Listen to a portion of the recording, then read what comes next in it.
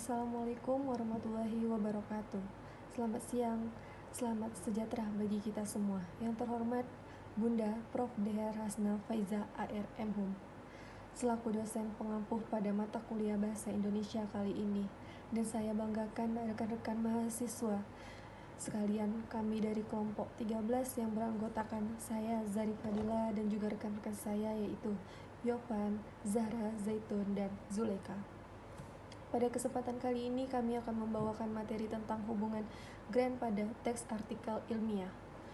Semoga paparan materi yang kami lakukan ini dapat membawa bermanfaat serta menambah wawasan bagi kita semua. Baiklah, untuk mempersingkat waktu, izinkan kami melangsungkan atau memulai pemaparan materi pada kali ini. Dan materi pertama yang akan dijelaskan oleh rekan kami yaitu Zuleka.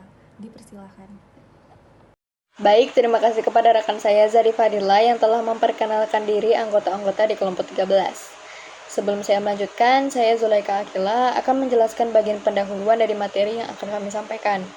Jadi, teks artikel ilmiah itu merupakan salah satu jenis teks secara keseluruhan atau biasa disebut genre makro, yang di dalam genre makro ini terdapat genre mikro yang terletak di dalam tahapan atau bagian-bagian teks artikel ilmiah seperti abstrak, pendahuluan, tinjauan pustaka, metodologi penelitian, hasil pembahasan, dan kesimpulan. Jadi hubungan antara genre dan teks artikel ilmiah terlihat jelas pada pola penyusunannya.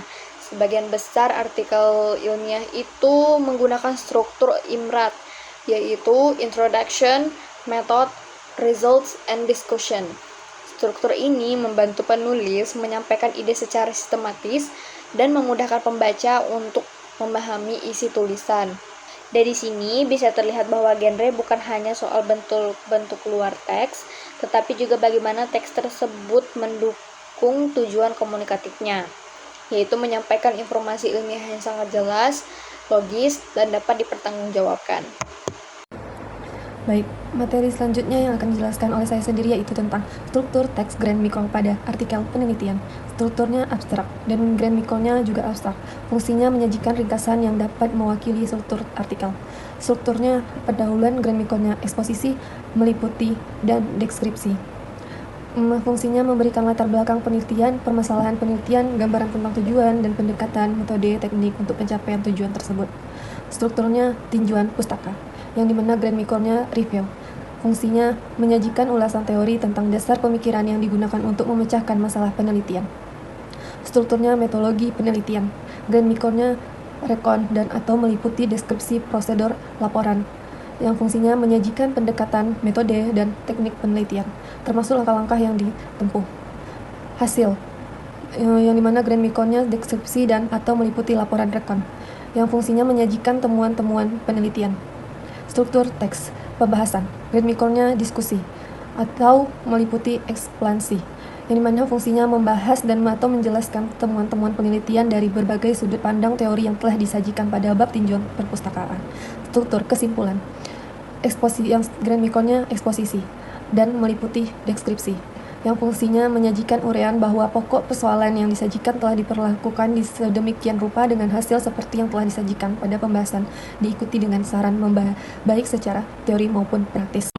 Baik, di sini saya akan menjelaskan bagian dari hubungan genre pada teks artikel. Nah, di sini kami sudah memaparkan struktur teks dan genre mikro pada artikel konseptual. Yang pertama itu ada struktur teks abstrak dengan genre mikro abstrak. Fungsi retorisnya menyajikan ringkasan yang dapat mewakili seluruh artikel. Yang kedua ada pendahuluan dengan genre mikro eksposisi atau deskripsi. Fungsi retorisnya menjelaskan atau memaparkan ide, konsep, atau teori secara rinci, bertujuan memberikan pemahaman.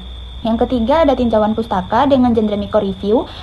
Fungsi retorisnya menyajikan ulasan teoritik tentang dasar pemikiran yang digunakan untuk memecahkan masalah yang diajukan.